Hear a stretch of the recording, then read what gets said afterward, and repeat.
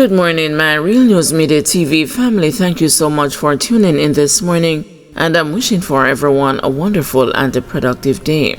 And in the news this morning, 48-hour curfew imposed in Barbican, St. Andrew. A 48-hour curfew has been imposed in Barbican, St. Andrew. The curfew went into effect at 6 p.m. on Friday, January 10, and will remain until 6 p.m. on Sunday, January 12.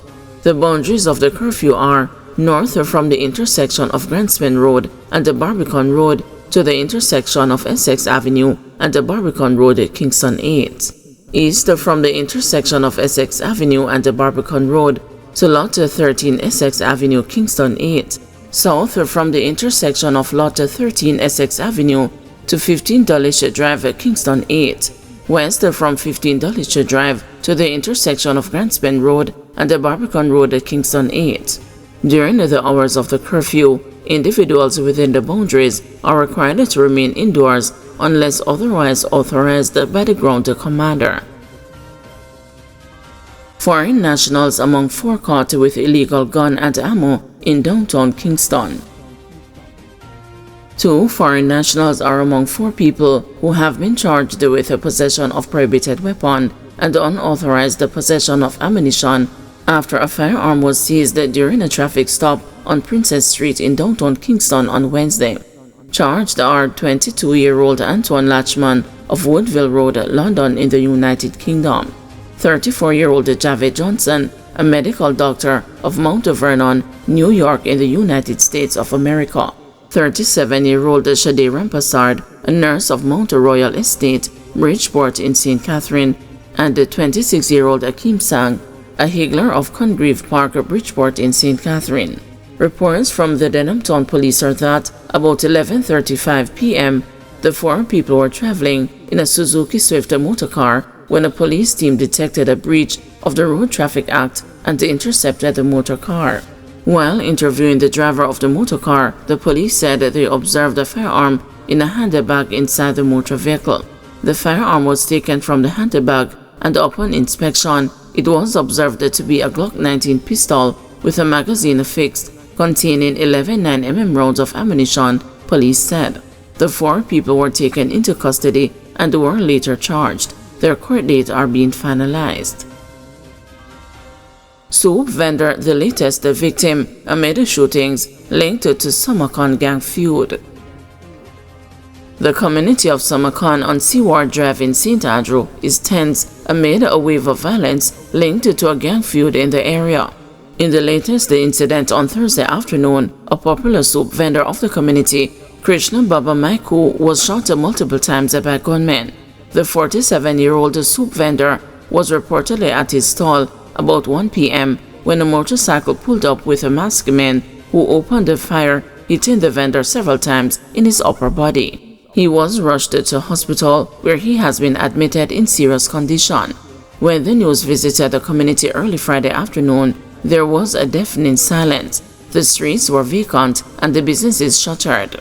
According to residents who spoke to the news team, some residents have vacated the area out of fear.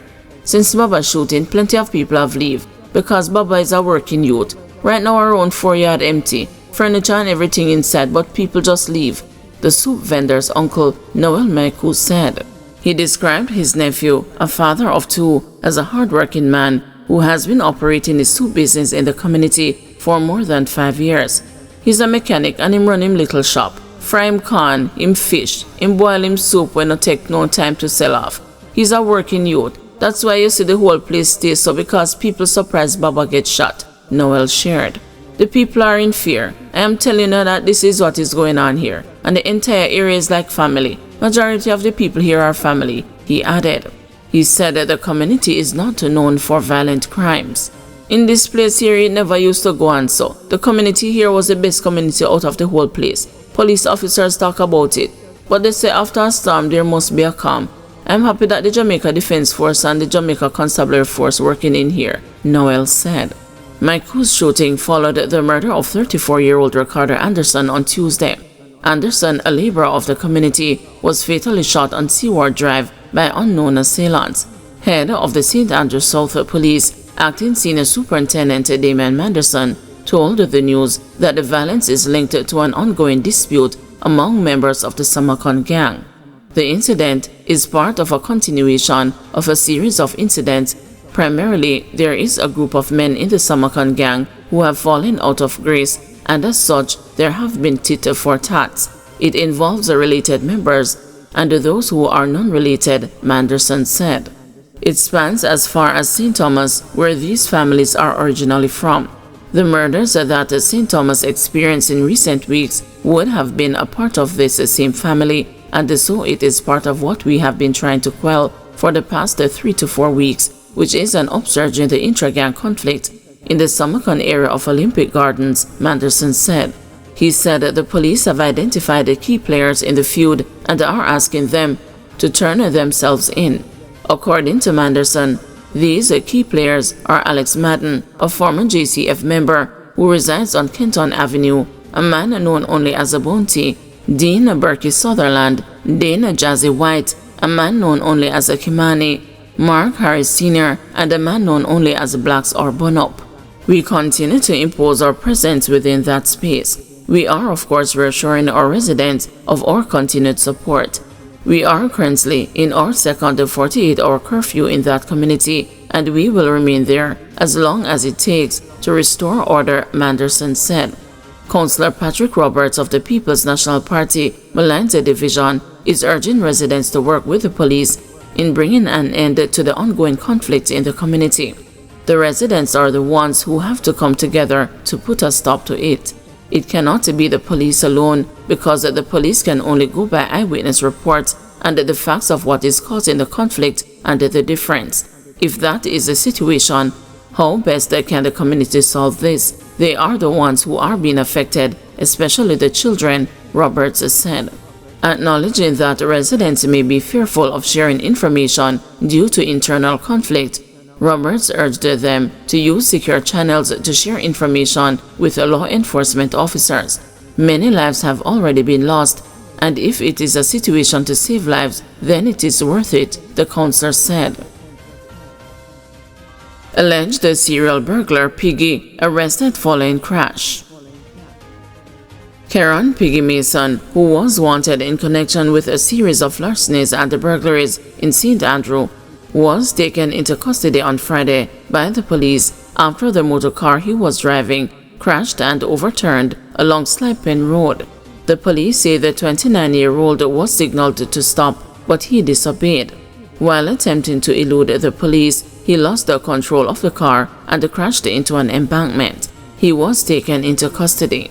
Friday's apprehension came after the news reported on Monday that a manhunt had been launched for Mason following several unsuccessful attempts to apprehend him for his suspected involvement in various larceny and housebreaking incidents. Divisional Commander of the St. Andrew North Police Division, Deputy Superintendent Randy Sweeney, says Mason's arrest signals that the police are relentless in their pursuit of criminals. He reminded St. Andrew residents and the general public to be vigilant and to take extra precautions to safeguard against becoming victims of burglary and larceny. Be your brother's keeper. Look out for your neighbors, install CCTV, report suspicious activities, activate and build vibrant neighborhood watches, and don't leave valuables near windows, Sweeney said. As of December 28, 2024, the division recorded 79 break-ins compared to 63 for the corresponding period in 2023. Lawyers searching for cause to sue over death of 4-year-old at a Bustamante hospital. Attorney-at-law Christopher Townsend says a decision has not yet been taken on whether a lawsuit will be filed against the state and the Bustamante Hospital for Children over the controversial death of 4-year-old Alexandria Jones at the facility. The family of the child has hired Mr. Townsend to determine if there are grounds for legal action. Mr. Townsend told the news that his firm has initiated a fact-finding probe into the case. Well, our instruction is to fact-find, to gather the information, and to see whether or not there is any cause of action. And if there is a cause of action, trust me, we'll be going full speed ahead. There will be no stones left unturned, he vowed. Alexandra reportedly passed away from complications following a surgical procedure, and her family has raised the concerns about the circumstances surrounding her death. The Bustamante Hospital for Children has launched an internal investigation to review the case. Guys, thanks for watching. Please join us this afternoon at 2 p.m. for another news update.